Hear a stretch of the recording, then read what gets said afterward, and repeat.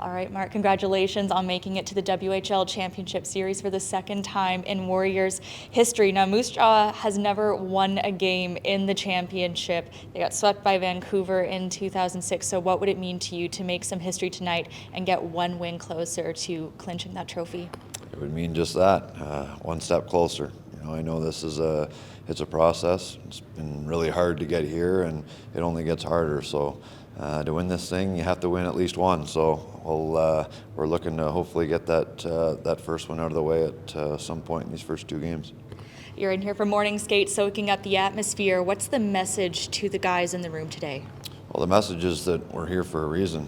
It's about what we do and sticking with that. Certainly, you're playing different teams along the road here through 4 rounds, and you make adjustments as you see fit. But really, it's the team that can play to their identity and do what they do best consistently that's going to find the most success. You're coming off a historic series that saw 6 of the 7 games go to overtime. Not great for the heart rate, but does that amp the guys up and give you momentum coming into this series, or do you have to worry about the team being a little bit gassed? I don't worry about fatigue. I think that it's if you think you're tired, you're tired. If you say you're tired, and we certainly don't do any of that. So we're not tired.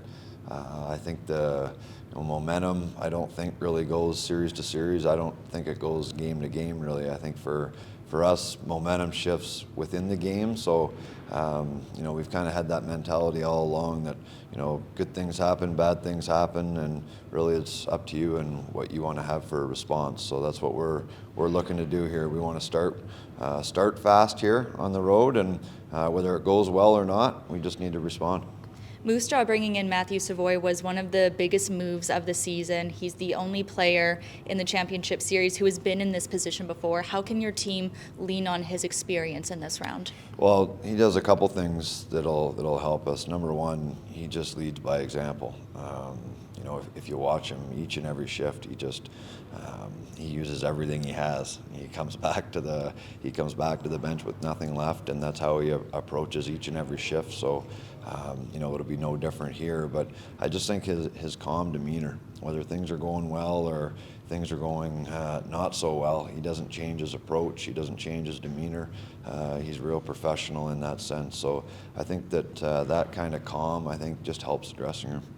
You guys edged out Moose Jaw 4-3 on that U.S. Division road trip earlier this season. What did you note about Portland's style of play and what makes them difficult to play against? Well, I think the biggest thing that stands out is their speed in transition. If you get caught without depth in the offensive zone or certainly through the neutral zone, they can have 3 and 4 guys in behind you in a hurry. So for us, it's making sure that we're on top, and we know they're skilled and they're going to have the puck and they can make plays. But as much as we can, if we can make those plays come outside the dots and certainly not in behind us.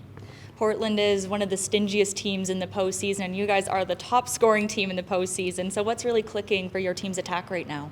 Well, I think one of the things that helps, we know we have some guys that they have high-end skill that they're going to play pro hockey and score a lot of goals, but I think it's our depth in scoring. You go back to Game 6 against Saskatoon, Sherman, Kovacevic, big goals for us, and scoring not just with 1 line or 2 lines, but to have a group that can find different ways to score, I think is a big part of it. It's also extremely impressive to have a defenseman tied for the points lead in the playoffs. What has Denton Matejchuk done to elevate his game in the playoffs? Yeah, he's the heartbeat of our team, there's no question. I just think that he does what he does regardless of the circumstance. He only knows one way to go, and that's as hard as he can. And the bigger the moment, he just plays closer to the ice. He wants to be a difference maker.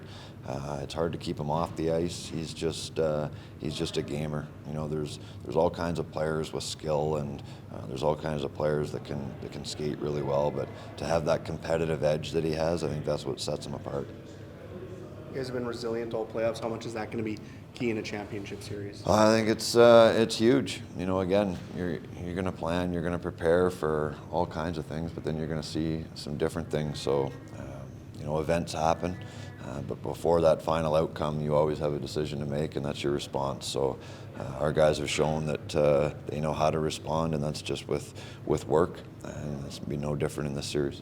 depth shown through in that Game 7 and Game 6 as well. How key are they going to be here to kick off this series? Yeah, you can't get here, and you certainly can't get to the next spot without depth. You know, there's a pretty good team on the other side, and they're going to be able to do what they do in terms of shutting our guys down at different times. So, you know, that's where we like our group. I think that, you know, maybe if one line isn't finding it one night, maybe it's another group the next night, and we can certainly generate from the back end as well. So you get here with everybody, and, you know, to win this thing, we're going to need everybody too.